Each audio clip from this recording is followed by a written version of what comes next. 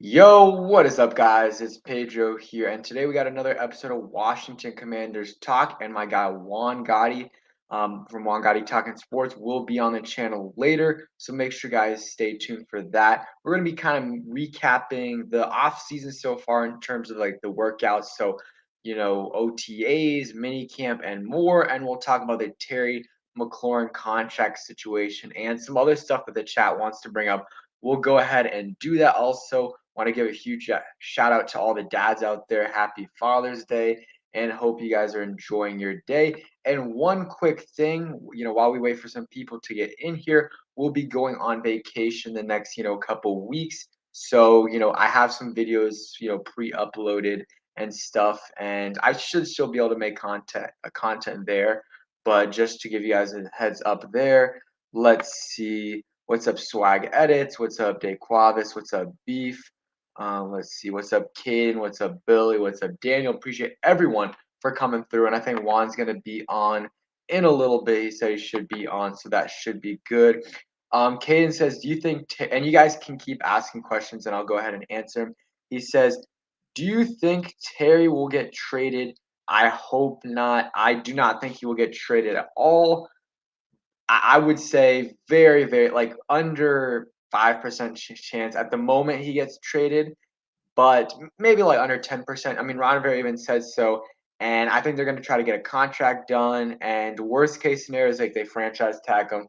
I don't think they're going to trade him though. I just don't see that happening. And I really, really hope it does not happen because I would be very, very upset if Terry McLaurin is on any other team besides the Washington Commanders.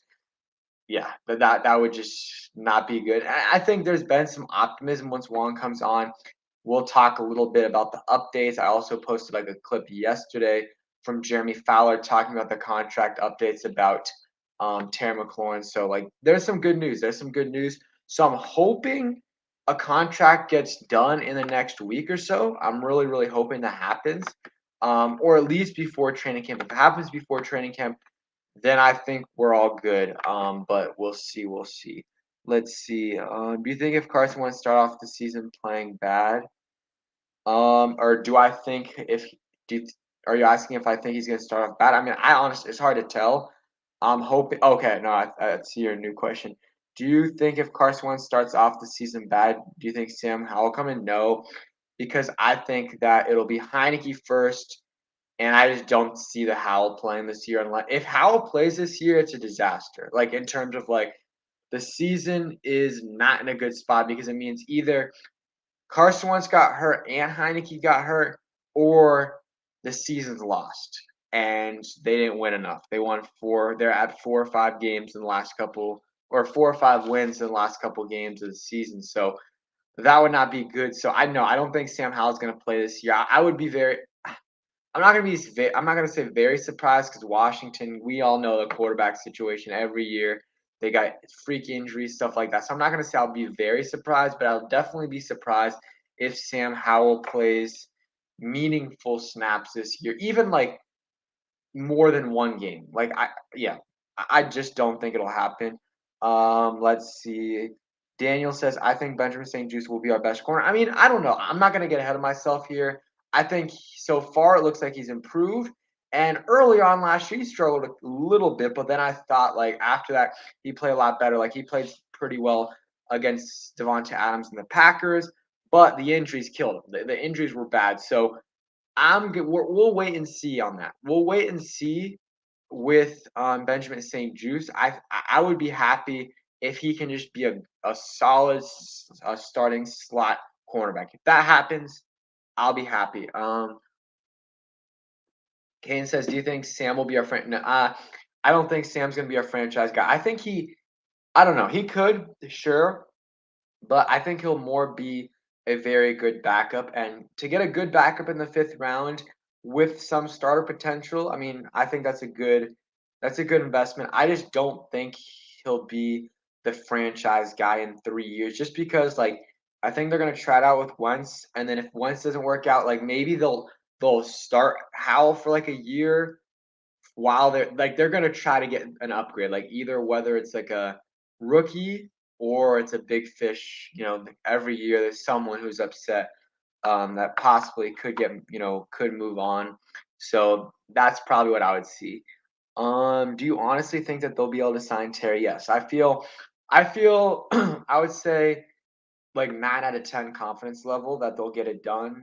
Yeah, but if we get to training camp and it isn't done, then I am very, very concerned. If they're there, if it's training camp and the deal isn't done, I'm very concerned. So hopefully a deal is done by then. Do you think we should add more, or so he says, do you think we should have done a better off season? I mean, obviously I would wish we'd had a better off season, but like for the most part, it was solid. Actually, tomorrow I will be coming out. It's a pre-recorded video because I will be on vacation. It's going to be three biggest mistakes the Washington Commanders have made this offseason so far. Spoiler alert, one of them is not extending Terry McLaurin earlier. So have that video up tomorrow. Make sure you guys go ahead and check that out. But yeah, I think that both fifth round picks were solid value with Cole Turner and Sam Howell. What's up, Awesome Sports? So let's get into kind of like what's happened so far in OTAs and mini camps. So Jahan Dotson, he's in the thumbnail. He's been dominating. Him and Carson Wentz have been getting some good chemistry together. That is good to hear. And that is one of the positives of Terry McLaurin not being there is Sam Howell developing that chemistry, or not Sam Howell, is Carson Wentz developing that chemistry with Jahan Dotson and some of those other guys. So Jahan Dotson looks good, and he might be the second option on this team going forward ahead of Curtis Samuel. So that is some good news. Wentz has been looking good besides some, bad throws here and there. And you got to think like he's experimenting a little bit. That's what you do in OTA. So some of the kind of like iffy throws, it might be him experimenting a little bit. What's up, Jairus? Hey, I mean, I don't. I'll ask. I guess I'll ask Pro because I know you don't have Twitter or anything or Insta. I'll ask Pro Tech for your number and we can work from there. Do you think Jahan Dotson has a chance to be like Terry? I mean, Terry and him are similar in terms of like their demeanor and how they talk at the press conference. Like they're chill, really well spoken guys for sure. And so far, like both guys did really well in the off season, like in their rookie years. I mean, I don't know. I think he doesn't have as high of a ceiling as Terry does, but I think he can be like some people think he's like, oh, he's only can be a number two. Like I think he could be a number one receiver, but Terry's 1A and Jahan's 1B. Like I could realistically see that happening where, Jahan's consistently getting, and this is like really close to best case scenario, like he's consistently getting like 1,000 to 1,250 or 1,200 yards. Like if he's doing that, like and Terry's in that a little higher than that range, like that is the best case scenario in my opinion. Let's see. Caden says, what wide receiver do you think Jahan will be? I think three. I think it's going to be so Terry's the one, Jahan's the two because he's the outside receiver, and then Curtis is the three or is a slot. I think in terms of like targets and stuff, I think it'll be Terry one. I think Jahan is creeping up there to be number two, honestly. Like, and you can't really rely on Curtis to stay healthy. So, like, honestly, I would put Jahan at two, Curtis at three, and then maybe Diami or Cam Sims at four. You're good, Roger, because I started like 8-9 minutes ago, so we're all good. Let's see. Crypto Night Vision says, grew up loving the team and I want them to be good, but just don't believe in the organization. I mean, yeah. I mean, that's just something that I don't know. It's hard to ignore, but I don't know. It's tough with Dan Snyder. And I never get my hopes up with him leaving because not him leaving, but him getting kicked out because whatever happens, he's just always there on the other side. So let's see. What's going on with Curtis Samuel, man? I mean, yeah, I don't think it's a big deal. I'm hoping it's not, but like for the coaching staff to not feel comfortable playing him more than like 2-3 days in a row, that is concerning to me. And even if it's just, even if it has nothing to do with like the groin, it's still a little concerning. It is still a little concerning. And Gus, yep, it is a Bosco shirt. Surprised anyone knew that team. Let's see. I mean, yeah, Curtis is good. Caden, he just got to stay healthy. And I mean, you see, he's like an ascending player too. You look at his stats every year; he got better, except for last year. But he was hurt last year, so we'll give him a pass. But this year, he has to ball out, and he has to stay healthy. Because if he doesn't, then you're probably moving on from him after this year. Like this is a big year. This is a big year for Curtis Samuel for sure. Like staying healthy and production because it was a 3-year deal. So already won through year one. This is year two, and they can probably easily get out of it after this year if they really, really wanted to. So let's see. Um, he says, I don't like that Antonio won't get as much stats. I'm fine with it just because, like, you're giving him, first off, less chances to get hurt. And second off, you're giving him a little bit more of a break, making it more likely that he's healthy by the end of the season. So I'm fine with them giving some of the touches to Brian Robinson. And yeah, I mean, I'm fine with that. So other kind of standouts in camp, we talked about Jahan. Carson Wentz has looked good. Curtis was looking good before he kind of whatever happened with his soreness. He was looking good. AGG has looked good. I made a video about 5 guys that stood out during mini camp, and I went more in depth through it. But those guys have kind of looked good. And I'm trying to think of offensive linemen. You can't really tell. Tight ends, I've heard lots of things about Cole Turner and John Bates. We'll see how it looks. And then on the defensive side of the ball, Benjamin St. Juste, like he's been flashing a lot. He's been one of the only corners that have been able to guard Jahan Dotson. A lot of the other guys are getting burnt, but you know, Benjamin St. Juste is still getting beat, but he's staying close. So, he's looking better for sure. He is looking better for sure.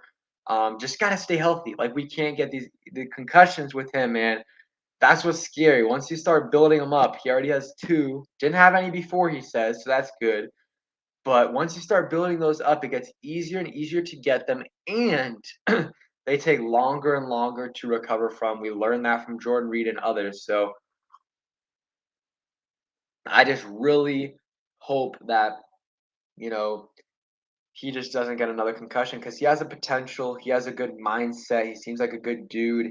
And yeah, I think he can be a solid corner for us. And, if it doesn't work out with William Jackson III this year and Benjamin St. Juste plays well, you can put him on the outside. You can put him on the outside for sure. So I'm really liking, what we're hearing from Benjamin St. Juste. Derek Forrest has flashed as well. He's been the next safety after Bob McCain and Cam Curl. So him and Percy Butler are going to battle out. But right now, Derek Forrest is ahead of him. But Derek Forrest is ahead of Percy Butler. But Derek Forrest has looked good, made a couple picks. He's been doing some hard hits. Like he's part of the reason Ron Rivera got fined $100,000. So unfortunate there. I think. Well, I want to talk about that real quick. So obviously, like I don't know what's going on. Like I wasn't there at practices and watching every play to make sure there weren't big hits. But like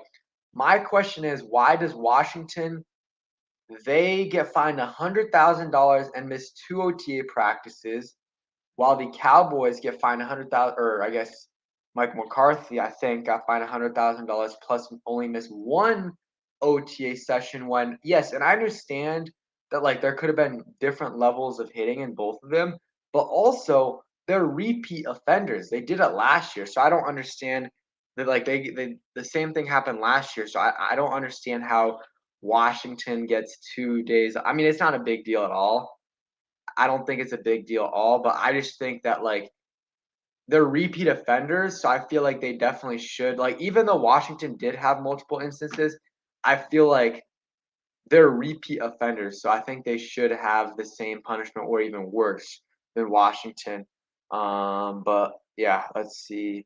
Um, NFC East will come down to whether Scott Turner can neutralize Micah Parsons or not.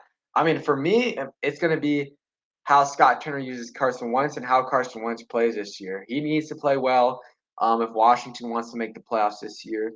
Let's see.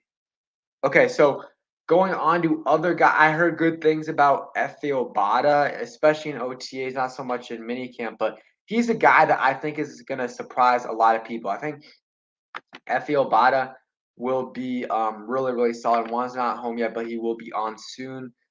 So make sure you guys stay tuned for that. But Efe Obada, I think, is a sleeper. Watch out for him. He's been pretty good the last couple years, and I think he'll be much better, or at least better than what we had last year with James Smith-Williams and Casey Toohill. I'm thinking though, like they're gonna need another defensive tackle because they got three defensive tackles right now, but or like guys that I think have a chance to make the roster, and they got a bunch of tweeners, guys that can like James Smith-Williams is plays more DN, but he can play D tackle. I'm pretty sure the same thing with Daniel Wise, but like besides those three, Fedarian Mathis, Payne, and Allen, they don't really have a true D tackle that has a chance, in my opinion, to make the roster. So they might sign someone like Starlo Tuleli. I don't know what they're gonna do. But what they do need to upgrade the linebacker position. Like I don't care. I mean, you have it's just pathetic. I cannot see David Mayo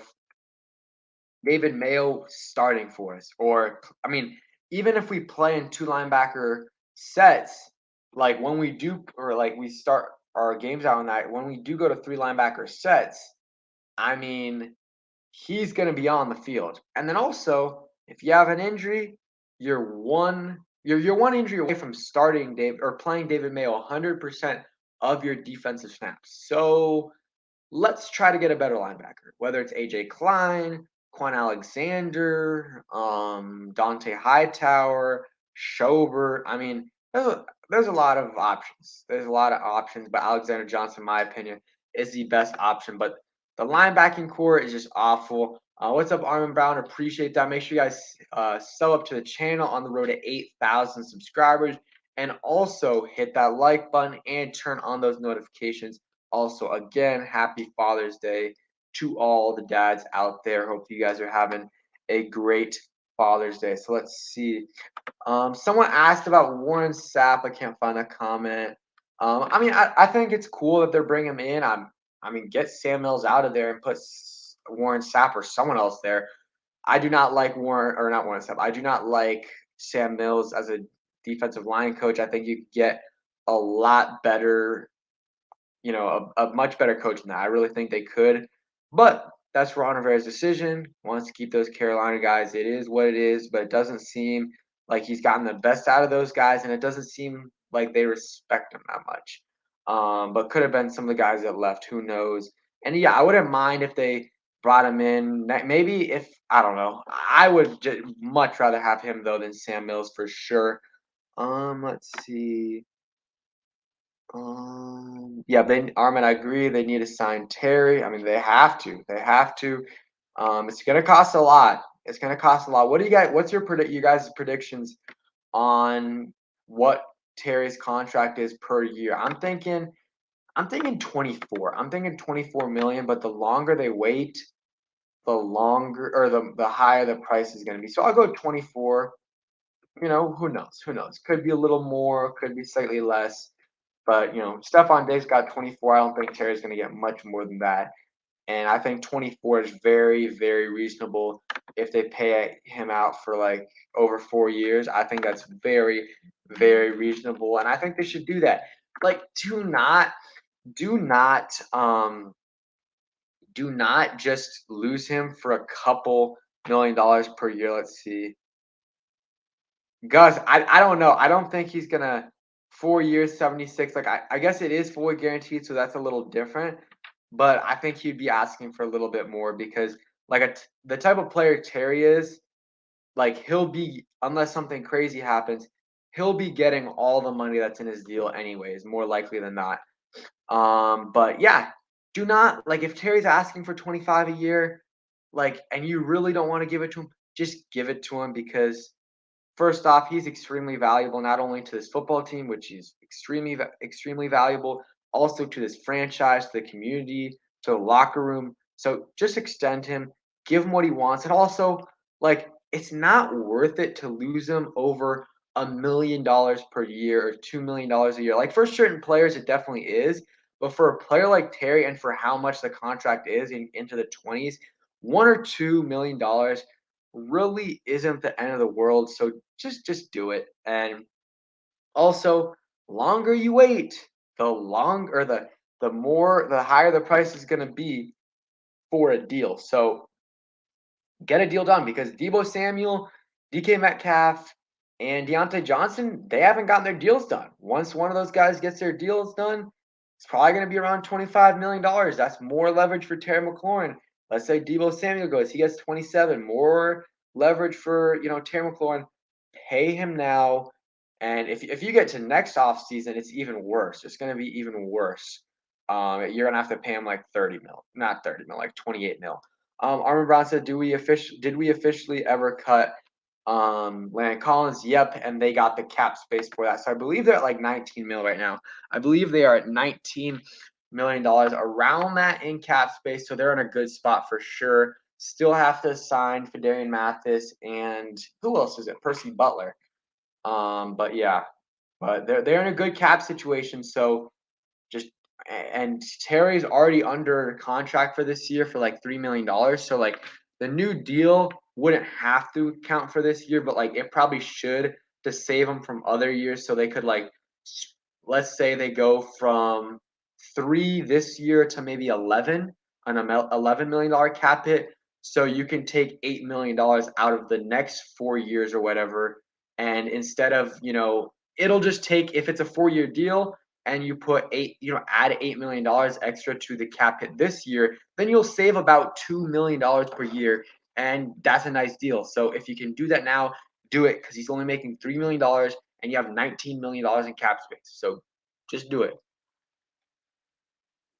So yeah, I'm hoping that happens soon. Next couple weeks, get it done well before training camp, like just so it's not even a storyline entering training camp, like the week before. Just get it done. It's like, yeah. With a player like Terry, it's you can overpay a million, overpay $1 or $2 million because it's just yeah. In a couple years, I mean, the cap's going up every year, and this year's supposed to go up a ton. So in a couple years, like the deal will not look that bad. Like more and more receivers will get paid, and it's going to be a reasonable deal. And as long, I mean, if Terry's going to be really good the next 4 years. If you feel confident about that, there's no reason to not pay him. And I think they understand that. But I just wish they would have done it earlier because they probably could have gotten him for cheaper if they did it, in last or right after the season was over, or even right before the draft. But after that, the prices have just been going insane. So it is what it is, but I'm hoping a deal gets done soon, and I think a deal will get done soon. So let's see.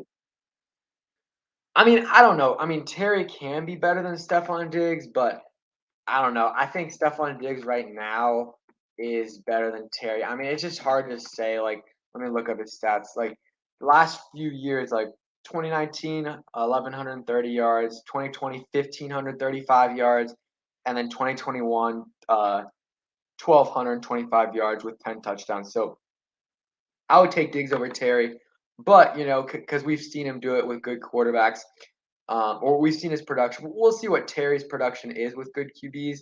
We just haven't seen it yet, so that's why I think at worst, they're about, or at best, like Terry's the same level as him. So I think 24 is a very reasonable deal for Terry. 24 year, I think he should, or I think he would take that if they offered him that. But we'll just have to wait and see what's up, Door Gunner. Appreciate you coming through. But I think Terry, I'm just interested to see. First off, if they fine him the 96K that they can, they better not fine him. They better not fine him. And then second off, if he's going to be at training camp. If a deal isn't done, will he be at training camp? That will be a bunch of drama. That'll be a bunch of drama if he is not there during training camp because a mini camp it's a little bit of a bigger deal than OTAs, but not really. Like they're not really doing that much. So yeah, I think training camp, if he's not there, then that's a big deal. Like that's when you're like that's when I start getting concerned about chemistry issues. Right now, I could care less because Terry's met QBs. I've said this a bunch, but Terry's met QBs the same week or the same day and still balled out. So like it's not a big issue. Like I don't care that he's not there during mini camp or OTAs. That's fine. But if he I think he should be there though for training camp, and hopefully they're able to get a deal done before then, though. Um, let's see. Terry and Jahan will be crazy. Terry will get 25 a year. Yeah, I think around that. I think I anywhere from 23 to maybe 25.5 could I because I could see somewhere I could see like if Terry wants to get slightly above like AJ Brown, someone in his draft class, I could see that for sure. Let's see, trying to block this light, but I could see that for sure. But we'll see what happens. But yeah, I'm really hoping that the receiving core can stay healthy because yeah, I want to see Terry, Curtis, and Jahan in that same. I want to see that trio together. I really do, and then also throw in the potential of De'Ami Brown and Cam Sims that fifth option. I'm excited. Appreciate that, Chucky FU. Appreciate that. Let's see. We're gonna have 12 wins if Carson Balls and Terry comes back. I mean, I'll be happy with double-digit wins. I mean, when's the last time we've had double? Has it been since 2012? The last time we've had double-digit wins. Like I will take 10 wins in a heartbeat. 10 wins also makes gets you in the playoffs, and you have a chance to maybe even win the division with 10 games. Probably not though with the 17 game schedule. Do you think Cam Sims should be more involved in the offense? I think in certain situations, like maybe red zone, I think last year he should have because our receiving core was not very good. Terry or no, Terry was there, but Curtis was out, and a bunch of other guys were, just not great. So in that situation, I think he should have been involved more. But this year, hopefully Curtis is good. Jahan is going to be good, hopefully, and then second year Diami. So he doesn't need to he doesn't need to play as much, but I think in certain situations involve him a little bit more. Rush the Four says, "Would you be happy with 10 wins and no playoffs?" I mean that's tough to say because first off, I don't think that there's any scenario honestly where 10 wins doesn't get you the playoffs in the NFC. But I mean, I guess it's possible for sure, but the NFC is a little bit of a weaker conference, so I feel like 9 wins gives you a really solid shot of making it, and 10 almost guarantees it. But like if Washington would have beat Philly last year in that week 17 matchup, they would have made the playoffs. Like, and that would have been 8 wins. So like I think 9 wins, yeah, I think 10 wins makes it. But would I be happy? No, because I mean I think this year the goal should be playoffs or bust. Like I think if they don't make the playoffs this year, it's not a successful season. Like they got to make the playoffs, and then I feel like in the next 2 years, so this year and next year, win a playoff game is I think that should be a goal for sure. So hopefully they do that. G Man says, "What's Harmon going to do this year?" Honestly, I don't think he's going to make the roster. He has a chance, but like we really haven't heard anything about him so far. And I just think the first five receivers are kind of set in Terry, Curtis, Jahan, Cam Sims, and Diami. And then after that, like you got Alex Erickson, who I think is going to make, and then Dax Milne. So like I just don't think I don't know. I don't think that I just have a hard time, you know, putting him on the roster. I think like what's his name, Mark and Michelle would have a much higher chance of making the roster, and some other guys as well. I think Kelvin Harmon is a practice squad candidate, along with a lot of the other receivers like Jaquez, Ezra, and stuff like that. I could see AGG on the practice squad as well, just because I think he could be good enough to make the roster, but I think that he will make or clear waivers so they can put him back on the roster. Um, but yeah, I'm excited to see what this team can do this year. I'm just excited for training camp. It's a long, it's still like 6 weeks away. I think July 27th. So more like a little over 5 weeks, but I'm super, super excited for that. Giving you guys the daily updates is always so fun because the training camp's actually more contact and stuff. You got the pads on, so those are the good days.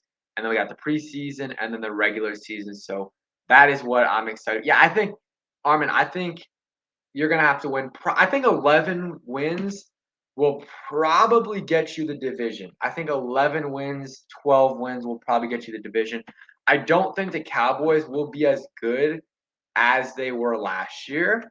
I think they'll be slightly worse, but still in that 10, 9 to 12 win range. I think they'll be in that scenario, in that range. And then the Giants, I think they'll be like in that 4 to 7 win range, maybe yeah, 5 to 7, maybe in that range. And then the Eagles is tough. I'll say the Eagles are kind of in that 8 to 11 win range. I don't know. I'm still not fully sold on Jalen Hurts, and I just wasn't that impressed by them last year. Against the competition they played at least. Loser the Redskins fan says, how many receivers do you have making the team? So actually, I pre-recorded a video today for when I'm on vacation. I did a 53-man roster prediction. So originally I had 6 making it, but then I switched it to 7 with Dax Milne making as the final receiver. It's tough. It's gonna be between 6 and 7 though. I feel confident about that. Eagles have some good receivers in AJ Brown and Devontae Smith. Let's see. As a Bears fan, I would love to know what you guys think of Snyder. Every Washington Commanders fan hates Daniel Snyder. I think that's like the one thing everyone can agree on is that no one likes Dan Snyder at all. He's terrible, and yeah, it's one of the main reasons why they've been terrible ever since he bought the team. So yeah, that's my thoughts on it. And I think a lot of Commanders fans would say the same. Uh, a lot of Commanders fans would say the same thing. Chucky F, you said I think Patterson will be cut. What do you think? So another thing that I talked about this in my video as well. So it was tough. I was between 3 and 4, but I kind of thought in my head like, okay, because I was debating between like 4 tight ends, 3 tight ends, 4 running backs, 3 running backs, 7 and 6 receivers, and then I was kind of like, okay, AGG, Curtis Hodges, Armani Rogers, Samus Reyes, all those guys more likely than not will clear waivers and you'll be able to get them on your practice squad and then put them on the roster if you have to put Logan Thomas on IR to start the season. Patterson, though, I don't know. Like they felt a need last year to put him on the roster because they thought he was going to get picked by another team. So I think it's the same situation. And if he plays well in preseason, it's going to happen again. So I think Patterson's going to make the team. That's my prediction. Do you think if Washington stops the run of Jalen Hurts, we can do good? Because that's one of the main things. They ran all over us in those 2 games, especially the first one when we had like 20 guys out because of COVID. But yeah, got to control the run game. Got to make sure Jalen Hurts doesn't get those big runs for sure. Let's see. If you had to choose one player to have a PFF score over 80, who would you want to be? Chase Young or Cole Holcomb? I would say Chase Young, just because D end is a more important position than linebacker. Linebacker is important definitely for us. We don't have great running back or great linebackers, but Chase Young, you give me a monster season of Chase Young, that means good things for this defense. That means very good things for this defense. So I would take that for sure. I want a big season for Holcomb. I do, but give me a big season for Chase Young over Holcomb. So yeah, let's see. I hope JP. Yeah, I like Jared Patterson. I like his mindset. Like that he grew up as a Washington fan. So yeah, it would be nice to keep him around. And he did some things last year. Nothing crazy, but he has some potential for sure. So keeping him as that last running back isn't a bad idea for sure. What should we do to prevent the two? here's the thing. The first blowout, we actually came back in that one, but that overall was just kind of ugly. We definitely got outplayed, and yeah, we had Montez Sweat out, Chase Young, Casey. All our ends were out. The second one, like yes, we sucked, but I mean, think about all the guys we had out. I mean, like we were starting Milo Eifler. We were starting Milo Eifler as our starting middle linebacker. So if we can stay healthy, and I think Carson Wentz playing will help us a bunch, I think we'll be much more competitive against the Cowboys. Let's see. I mean, I know they like Jonathan Williams, but I think he could easily make the practice squad. Let's see. Who do you want to start, Trey Turner or West? So I really like Wes Schweitzer. Like he is one of my favorite players in the Commanders, one of the most valuable players on the Commanders because of everything he offers. But that's kind of a reason why I would start Trey Turner, just because okay, you start the season off, Leno, Norwell, Chase Roulier, Trey Turner, and then Sam Cosmi. And if one of those, if let's say Trey Turner gets hurt, well, Wes Schweitzer goes in that right guard. If let's say Chase Roulier gets hurt and Ty Larson still isn't back from his injury, well, go ahead, put Wes Schweitzer in there. If Andrew Norwell gets hurt, you can put him in there. Like that's why I don't know. I think it's just smarter to do that because if you start Wes Schweitzer and then let's say Andrew Norwell gets hurt, then you got to switch two different positions. Then you got to go West to left guard and Trey Turner to right guard instead of if one guy gets hurt and West isn't starting, you go from Andrew Norwell to Wes Schweitzer, or you just go from Trey Turner to Wes Schweitzer. So I like Wes Schweitzer coming off the bench just because everything he can do for you, and it gives you less change on the less movement on the offensive line if an injury occurs if Wes Schweitzer is coming off the bench instead of Trey Turner or Andrew Norwell, whoever. So those are my thoughts right there. DMV base says how much you think is the correct dollar amount Terry should get. Guaranteed money, can't talk about that too much. I really don't know too much about that in terms of like what the usual amount is, but I think 24 is a good number. I think with Terry, just around where Diggs is, slightly below AJ Brown. AJ Brown got that because usually when you're acquired in a trade, you have way more leverage and you get more money than usual. So 24, I think, is very very reasonable for Terry Mclaurin, and I think he would take that. I don't think they've offered that though. Swag Edit says, do you think Washington shouldn't rush or should not rush Chase Young's injury? Yeah, I mean, don't rush him if he's not ready, if he's not 100%. Don't play him. I mean, he's obviously going to be like in terms of ACL, he might be 100%, but like he'll still take a while to get back into it, even once he starts playing. But yeah, don't rush him into it. If he has to miss the first couple games of the season, so be it. Hopefully, it's not more than that. But I'm still thinking Chase is going to start the season healthy, but you never know. But yeah, we can't afford for Chase and Logan to start the season on the pup list. That would be very very unfortunate. Like we can definitely have him out for both those guys out for a couple weeks, like 2 3 weeks, especially in those first couple games. But more than that, I don't know. You like Dotson's name, Jahan Solo? I mean, I think it's a nice nickname, and I'm thinking about getting that number 1 jersey, but I just need to see him play first because I've had bad jersey luck. Let's see, what does Carson Wentz have to do for Ron to keep him around for the next few years? Well, if we make the playoffs this year and he's remotely responsible for that, then I think you keep him around for the next year.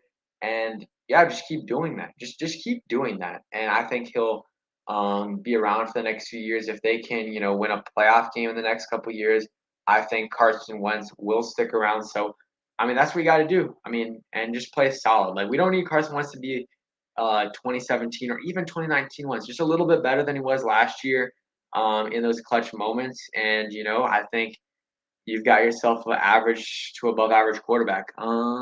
You think Jamin Davis could have a breakout year this sometime? I mean, eventually. I don't know. I'm just not that confident with Jamin Davis. Like, I just don't. I don't know. I don't feel good about it, and he still has so much time. He's young, he's raw, but I'm not feeling confident about Jim Davis this year, and that just makes your linebacking core even worse when there's a lot of uncertainty there at that position because you don't know what Jamin Davis is going to do in his second year. You really don't. So that's you got to sign another linebacker. It's ridiculous that it's ridiculous that like their best linebacker, like their fourth and fifth linebackers are like they have an undrafted free agent that's probably gonna make the team, and like David Mayo and Khalid Hudson, like ridiculous. The Talk Heavy podcast asked what is the weakest part of the team, but I just said the linebackers. It's awful. It's awful. I like Cole for sure. Love that mullet. I mean, and he's a good linebacker. After that, though, you do not have much. And I also think the depth on the defense isn't great. Like linebacker depth, obviously, cornerback depth is not good. Safety depth is good. DN depth is okay.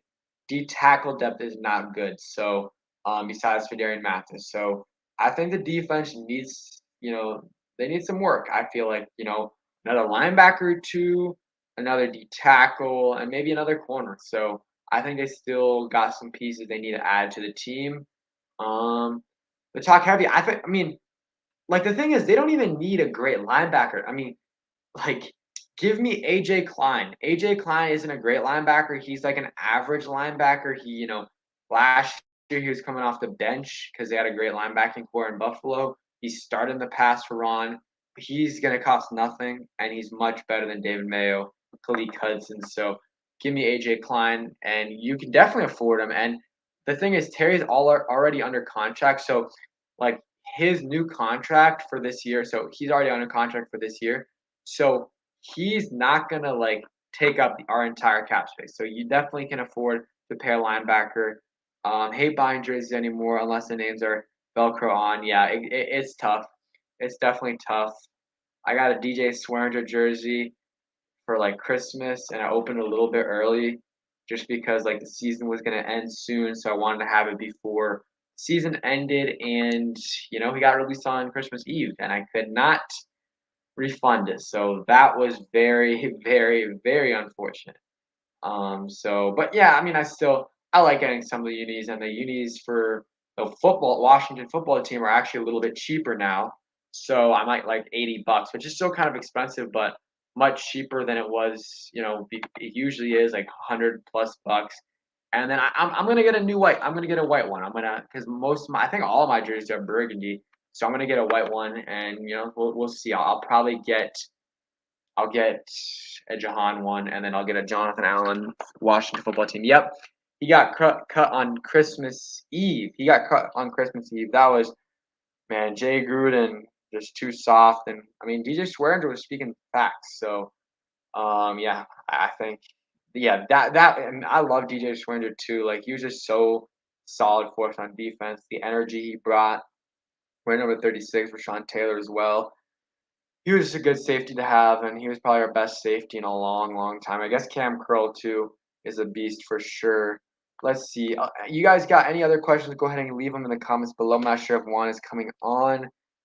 We'll see. We'll probably stream for another like 15 minutes or so. Got to catch a flight tomorrow early. But yeah, I think Jonathan Allen is a pretty safe jersey to get. He's under contract for a while. Good guy, good culture guy, and he's a good player. I would definitely. He made the Pro Bowl last year. He made the Pro Bowl last year. So I'm trying to think of other things we can talk about right here. So expectations for certain rookies. What are you guys' expectations for Jahan Dotson? Like, what do you think he needs to do to be considered a successful season? Like for me, if he's over 750, and I know that's kind of asking for a lot, but if he's over 750, I think that's a successful season. Maybe even over seven. I'll say like over 700. If he's over 700, I think that is a pretty successful season for Jahan Dotson. What do you guys think? And like maybe a few touchdowns. Let's see. I think they're gonna thinking more Buffalo nickel. Yeah, but like you're still gonna be playing two linebackers the whole time, and if someone gets hurt, you're playing David Mayo all the time. So, yeah, just pay, just pay like a couple $1 million for pay a couple $1 million for a linebacker. That's nice. That's nice. Yeah, I mean Terry. I'm really, really hoping they get a deal done. I know I've said this so many times, but there's so many things like the combination of everything. He's a perfect player to get a deal done with. Kind of similar to Jonathan Allen as well. Kind of similar to Jonathan Allen. Just I think Terry's a little bit more of a pressing need. Going to Oregon to visit some family. Let's see. DeAndre Taylor says successful 650 plus with 5 touchdowns. Ideals. I can agree with that. Like the touchdowns for me aren't like super important as long as they're getting some, just because like it's kind of situational and sometimes it's just unlucky and it's how they use you. But yeah, because like Terry's not a huge touchdown guy. There's certain receivers that aren't, but they're still just beasts. But yeah, I think anywhere in that 700 plus range is successful. Ideal, I agree. 850, 850 plus yards. Yeah, I was wondering the same thing, Chucky FU. He says, "Do you think Curtis Samuel is an increased injury risk with Scott using him as an RB?" The thing is, it is a little bit of an increased injury risk, but like he was doing it in Carolina and he was mostly fine. So like I don't think I don't know. With Curtis, you never know. But with the groin injury, I don't think the running back should be. Actually, Debo Samuel did injure his groin. That's how he injured his groin as a running back. So, yeah, definitely could be yeah, it is an increased injury risk. But yeah, just I think Samuel. That's part of his game, like Gus said. That's part of his game. Using him as a running back out of the backfield, end zone, or end around runs and stuff like that. So I think you just got to use him like that. And he'll get some carries. Jahan will get some carries that way. Terry will get some carries that way as well. And yeah, I'm really excited for this offense. I feel much better about this offense, and I'm excited and nervous to see Carson Wentz play because, like, I'm pretty much certain he'll be better than Terry was last year, but not like 100% certain. So, um, like I don't know, and you just never know with Carson. He's so like up and down during these games. What player are you guys most excited to see play for the Washington Commanders? So I would say because I'm not gonna go with Carson because I'm more nervous than excited to see Carson. I would say, in terms of, I would say Jahan Dotson. I'm really excited to see Jahan Dotson. That's who I want to see what he can do for the offense and see what he can do in this. Because it's pathetic, but they haven't had a second receiver get over 500 plus yards since 2017. Like that is so bad, guys. Like that is really embarrassing and bad. So you go from yeah. It's been Terry and no one else. Cam Sims in 2020 was close. He was at 477, but it's insane that it's been like 5 years and they haven't been close. They haven't gotten a second receiver over 500 yards. Like this year, I really think they'll definitely get 3 if they're healthy. They'll get 3. Could be 4 though. Could be 4. We'll see how Diami does. But Diami, I'm not expecting big. Like if Diami can go from 170 or whatever he had to 400, I think that's a successful year 2. And then that third year, that's when he takes a bigger jump to maybe like 650 or 700. Like I don't think Diami's ever gonna be a star, but I think he can be a good number 3, maybe number 2 at best if things pan out. I think that's where he can be. So I'm hoping that he can take a jump in his second year. But again, like you can't expect someone like Diami to go from 170 to 750 plus yards. Like that would be amazing, but like that you can't expect that. Same thing with Jamin Davis. You can't expect him to have a huge jump in his second year. We got like 74 people in here. Make sure you guys hit that like button, subscribe if you guys are new, turn all that good stuff, turn on those notifications, and yeah, hit that like button. And we're close to 8K, about 200 away. So make sure you guys go ahead and hit that subscribe button. MYKG the second said, most excited to see Cole Turner. I mean, yeah, Cole Turner definitely that pass catching tight end that we need. And if Logan Thomas out for the first couple weeks, we'll definitely get to see a lot of him and John Bates for sure. So excited to see that. I mean, there's so many young guys. I'm excited to see. Of course, in the preseason, we're going to get a good look at these guys. Only 3 preseason games, but preseason is going to be interesting for the Commanders with Sam Howell, Carson Wentz a little bit, Cole Kelly, Heineke. Some of all the rookies, the second-year players, Benjamin St-Juste, Derek Forrest, some of the undrafted free agents. Like there's a lot of guys that are going to be interesting to watch during the preseason. Last year was the same thing, but this year you add in a rookie QB who's like projected to go in the second, that goes in the fifth, and a 6'8" undrafted free agent QB, 6'8" tight end as well, 6'7" tight end as well. Like there's a lot of things that I'm excited to see I mean everyone, all the rookies. I'm extremely excited to see play. Let's see. We'll see by week 5 if Carson is the guy. I hope he can play well the whole season. Yeah, I'm just hoping there's not too much up and down with him. I think it will be a little bit, but I don't know. He said, Brush the Four says, going to be weird for Heineke to be in preseason. I mean, he was in the same situation last year. Like, going into the season, it's basically the same situation he was in last year. He pretty much knew he was a backup. Like, I think he was on the Bussin' with the Boys or whatever it's called podcast, and like he literally said like was talking about Fitz and like how like it was unfortunate because like last year was the first time like where like he actually went in to a situation as like the starter. So like he knew like even though it was like open competition or whatever, like everyone knew it was gonna be Fitzpatrick. Heineke knew as well, and then this year he knows as well. So I think he'll be fine with it. He has the perfect mindset. He knows what he needs to do. He knows he needs to be ready, and I think he will be ready. And he's the perfect backup. Like for Washington, I don't think I would want another backup, besides Taylor Heineke. He knows the system. He's can play well in spurts, and the whole locker room likes him. Like everyone, or most of them, a lot of them get fired up by him. Terry McLaurin, Chase Young, other guys as well. A lot of the team leaders. Armand Brown says, "Do you think we'll be able to keep Sweat and Chase?" It's going to be tough. If they don't keep Daron Payne, which seems likely, it'll be much more doable, but still going to be hard. I mean, it just really depends also how well these guys play. Like I think Chase Young, I'm hoping he turns it around from his second year. I think he's going to have a big year, and he's going to cost a ton. I mean, I don't even like if he is what we thought he was going to be. He's going to be an over $30 million a year player by the time he gets a new contract. Sweat, definitely not as much, but he's going to get a lot of money. Even if he doesn't improve that much more, he's still going to get a decent amount of money. So it's going to be tough, but I think they can do it if they're creative in how they, structure their contract.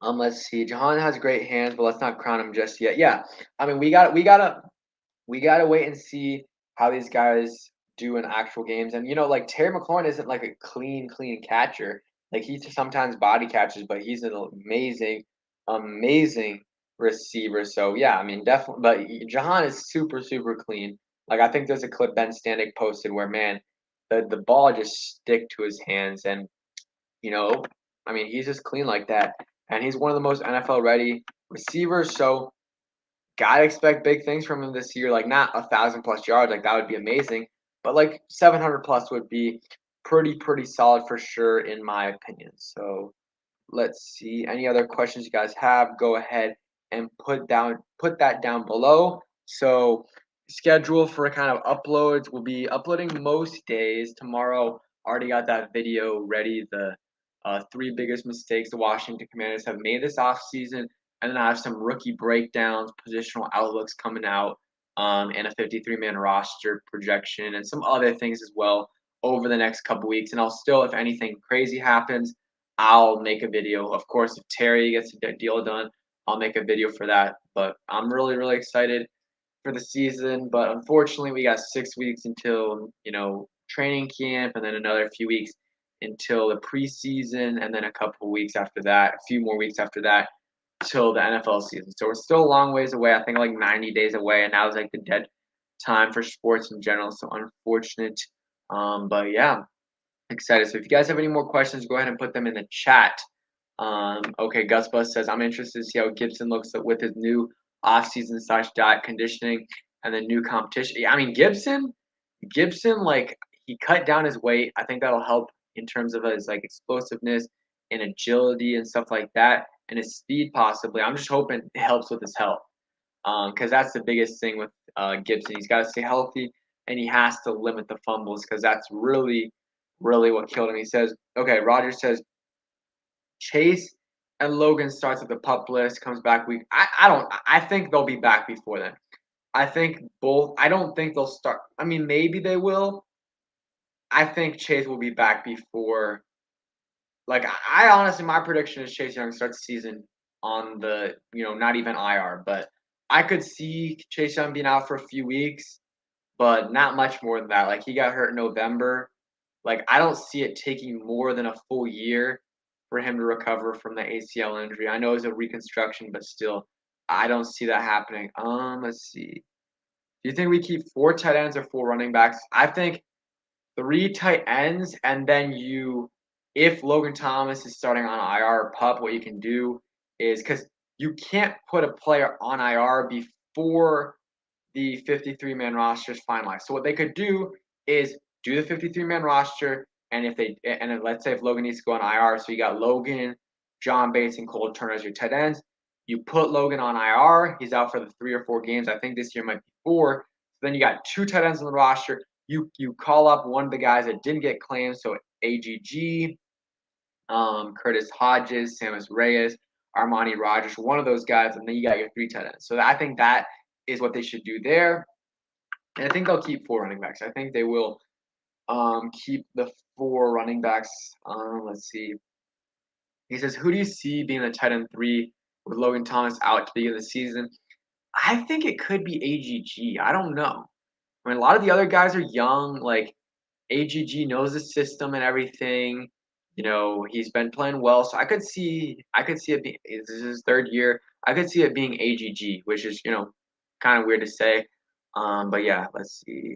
I think Chase and Logan will start on IR. I could see IR, which is 3 to 4 weeks, but PUP is a little different. PUP is different because that's 6 weeks. So I don't know. Let's see. I mean, I agree. I mean, G-Man, I get your point, but also he's super, super young, and guys usually recover, quicker than that. And Roger, I agree with that. Like Joe Burrow, you look at Joe Burrow, totally different athletes, totally different positions, but the first half, and he injured himself at the right around the same time as Chase Young did, but 1 year prior. The first half of the year, he was good. He was solid, but he wasn't great. Second half of the year, he was elite. So, because he was still getting used to the ACL, coming back from the ACL, it was tough. So, like, Chase definitely won't be himself right away, even if he is ready for the start of the season. It'll take a few weeks, 4, maybe 5, 6, 7, 8 weeks for him to, like, start to get back to 100%. But even then, it'll take more and more time. So, I don't know. I think you wait that long with Chase and Logan, I don't know, it's tough. I doubt they're out for more than 6 games each. I could see maybe Logan, but I don't know. We'll see. So I think that's gonna do it for today's stream. Any more questions, we'll go ahead and answer that. But appreciate all you guys for coming through. And yeah, I mean, gonna be a couple weeks, likely a couple weeks without streaming. We might be able to do a stream on vacation, but not guaranteed. Not guaranteed. So thank you guys for watching. Hope you guys enjoy the stream, and peace, guys.